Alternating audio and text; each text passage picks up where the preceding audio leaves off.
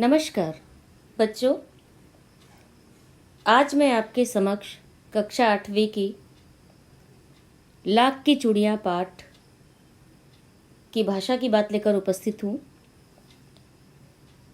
इसके पहले वीडियो में आपने लाख की चूड़ियों का सार, उसका प्रश्न अभ्यास कर लिया है।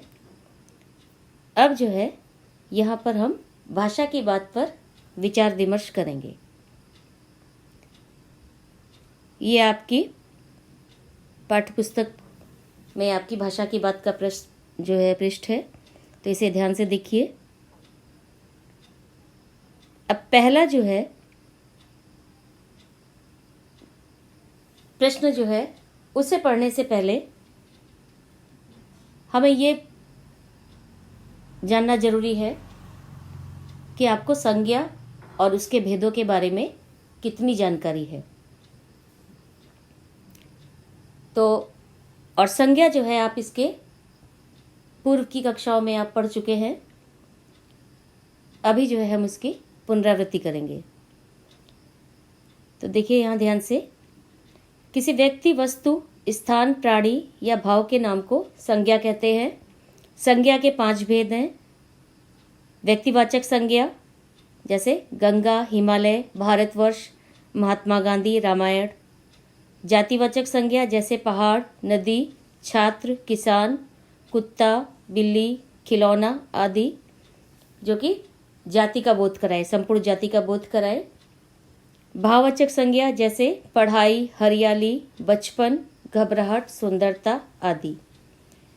द्रव्यवाचक संज्ञा जैसे दूध, तेल, पानी, सोना, चांदी, लोहा आदि। इसके बाद है आपकी 5वीं संज्ञा जो है वो समूहवाचक संज्ञा है, जैसे गुच्छा, मंडली, समूह जैसा नाम से ही स्पष्ट है, कक्षा, सेना, भीड़ आदि। आपका प्रश्न क्या है, आपको पाठ में से छांट कर 5 जो है भाववाचक संज्ञाएं आपको लिखनी है। आपका प्रश्न देखिए ध्यान से यहाँ पर। बदलू कहानी में दृष्टि से पात्र है। बदलू जो कहानी में, बदलू एक पात्र का नाम है और भाषा की बात की दृष्टि से वह संज्ञा है।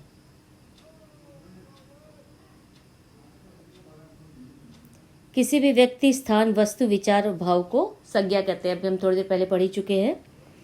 ये आपका प्रश्न है। संज्ञा को 3 भेदों में जो है बांटा गया है, व्यक्तिवाचक, जातिवाचक, भाववाचक। आपको पाठ से जो है तीनों प्रकार की संज्ञाएं चुनकर लिखनी है पाठ से, ठीक है। व्यक्तिवाचक आपके उसमें है जैसे शहर, गांव, पतली, मोटी, गोल, चिकना। जातिवाचक चरित्र, स्वभाव, वजन, आकार आदि द्वारा जाने वाले संज्ञा।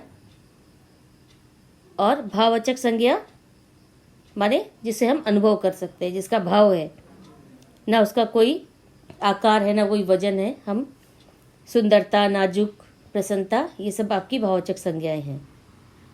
आपको पाठ से चुन के लिखना है। देखिए हम यहाँ पर आपके लिए पाठ से चुन के कुछ शब्द लाए हैं। बच्चों ध्यान से देखिए, और आप अपनी जब कहानी पढ़ेंगे तो वहाँ से जो है इन्हें ढूंढ कर, इसके अलावा अतिरिक्त और भी शब्द जो है वो आप यहाँ पर लिख सकते हैं।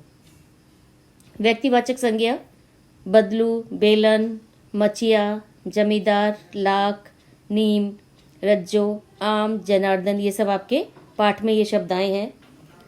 जातिवाचक संज्ञा स्त्रियां, चारपाई, बेटी, बच्चे, चूड़ियाँ, आदमी, मकान, शहर, मामा, गोलियाँ, गांव, ये सब आपकी जातिवाचक ये जो शब्द हैं ये संज्ञा आपके पाठ में आई हैं।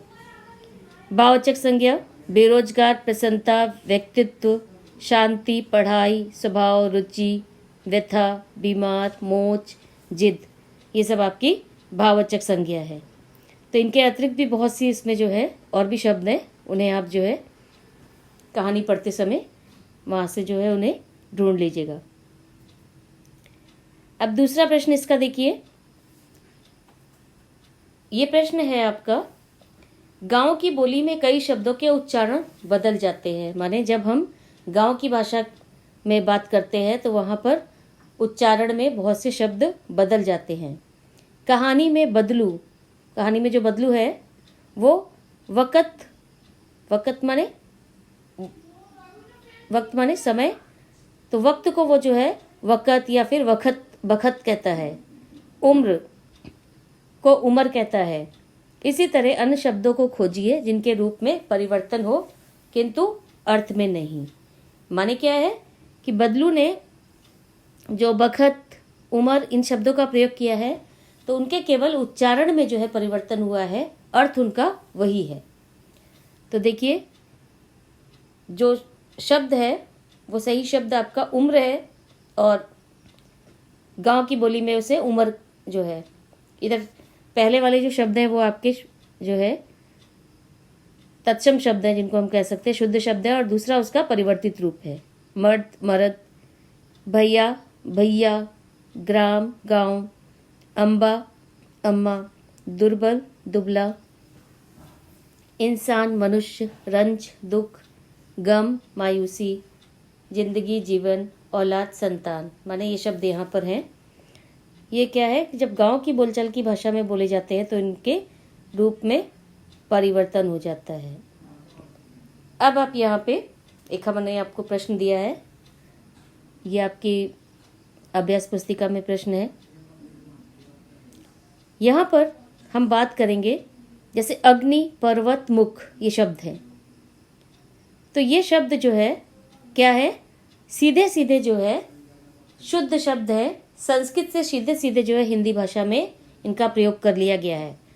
तो इन्हें हम जो है तत्सम कहते हैं। तत्सम माने उनके समान, उसके समान, तत्सम उसके जैसा। ठीक है। संस्कृत के वे शब्द जो उसी रूप में हिंदी भाषा में प्रयोग किए जाते हैं उन्हें तत्सम शब्द कहते हैं। जैसे अग्नि, पर्वत और मुख, जो संस्कृत से सीधे सीधे जो है हिंदी भाषा में ले लिए गए हैं। अब दूसरे शब्द क्या है कि संस्कृत के मूल शब्दों से कुछ बिगड़ कर जो शब्द हिंदी में प्रयुक्त होते हैं वे तद्भव शब्द कहलाते हैं। ये अग्नि का, अग्नि संस्कृत है, उसका बिगड़ के रूप जो है आग आ गया है। पर्वत का पहाड़, मुख का मुंह आ गया है। तो जो उससे बिगड़ जाते हैं, जो संस्कृत से सीधे सीधे लिए जाते हैं वे तत्सम शब्द कहलाते हैं, और जो उससे थोड़ा परिवर्तित हो जाते हैं, बिगड़ जाते हैं, वो शब्द आपके तद्भव कहलाते हैं। ठीक है। तो आपको तत्सम और तद्भव शब्द किसे कहते हैं ये अच्छी तरह समझना है। यहाँ पर एक हमने आपको प्रश्न दिया है, यहाँ पे हमने आपको तत्सम शब्द दे दिए हैं, आपको इनके तद्भव शब्द लिखने हैं। ये आपके पाठ्य पुस्तक में जो है ये शब्द आए हैं आपके। निम्नलिखित तत्सम शब्दों के तद्भव शब्द लिखिए। विवाह, मस्तक, कार्य, ग्राम, दुग्ध, आम्र, अन्न। इसका आपको परिवर्तित तद्भव रूप लिखना है। तो विवाह है, जैसे विवाह को व्याह कहते हैं। मस्तक है माथा, कार्य है काज, इसका बिगड़ के रूप हो जाता है। ग्राम है गांव, दुग्ध दूध, आम्र उसको हम लोग आम जो है उसका बिगड़ के आम रूप आ गया है। ठीक है। अन्न का अनाज। तो यह आशा है कि ये जो है आपको समझ में आ गया होगा। संज्ञा किसे कहते हैं, संज्ञा के कितने भेद हैं, फिर तत्सम और तद्भव शब्द उनमें अंतर क्या है। तो आपकी भाषा की बात यहीं समाप्त होती है। धन्यवाद।